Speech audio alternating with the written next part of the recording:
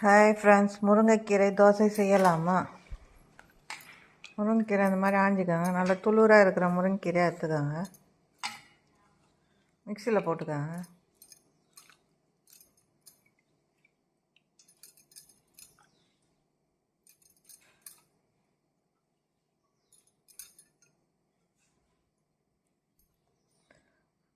பச்சை மிளகாய் போட்டுக்கோங்க.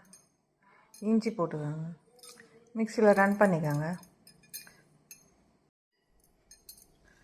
தோசை மாவு எடுத்துக்கோங்க. நல்லா நைஸாக அரைச்சி இந்த முருங்கைக்கீரை இதை சேர்த்துக்கோங்க.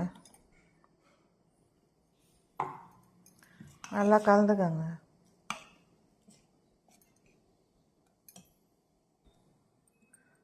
மாவு இந்த மாதிரி கலந்துக்கோங்க. நல்லா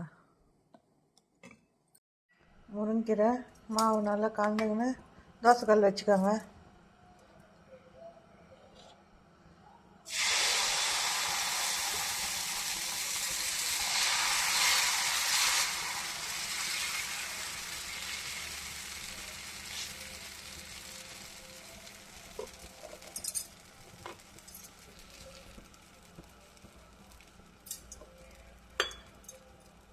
முருங்கைக்கீரை தோசை ஊற்றிங்கன்னா எண்ணெய் ஊற்றணும்.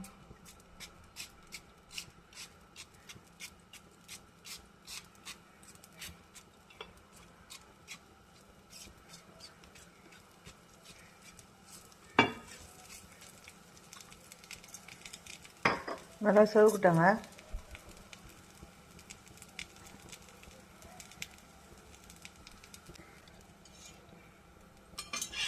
நல்லா செவந்த பிறகு திருப்பி போட்டுக்கோங்க.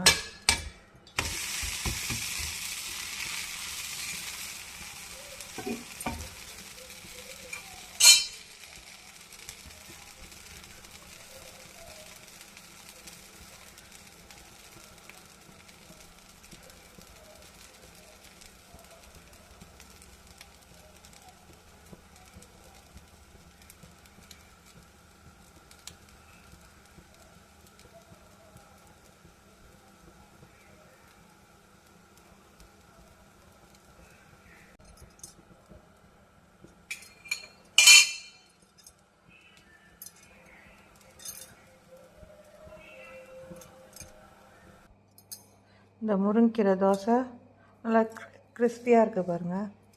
இதுக்கு தொட்டுக்க தக்காளி சட்னி வச்சுக்கோங்க.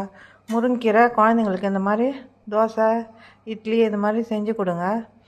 முருங்கைக்கீரை உடம்புக்கு நல்லதுங்க. நீங்களும் வீட்டில் ஒரு வாட்டி ட்ரை பண்ணி பாருங்கள். பிடித்திருந்தால் லைக் பண்ணுங்கள், ஷேர் பண்ணுங்கள், சப்ஸ்கிரைப் பண்ணுங்கள்.